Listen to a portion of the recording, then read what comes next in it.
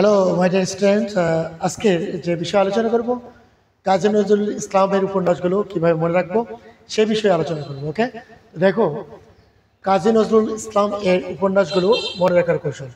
শুধু মনে রাখবো বাকুম। কাজী নজরুল ইসলাম এর উপন্যাসগুলো মনে রাখার কৌশল হচ্ছে শুধু মনে রাখবো বাকুম। বাতে হচ্ছে বাঁধনহারা, 1927 সালে যেটা প্রকাশিত হয়। কুতে হচ্ছে কোহেলিকা, 1931 সাল। মতে হচ্ছে মৃত্যু খোদা, ওকে, 1930 সালে প্রকাশিত হয়। তাহলে মতে মৃত্যু খোদা 1930 সাল, কুতে হচ্ছে কোহেলিকা 1931 সাল, বাতে হচ্ছে বাঁধনহারা 1927 সাল। ঠিক আছে, যদি এইভাবে আমরা উপন্যাসগুলো মনে রাখি যে বাকুম বাকুম মনে রাখলেই বাস, that's enough.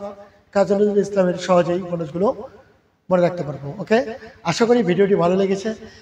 Best of luck, thank you very much.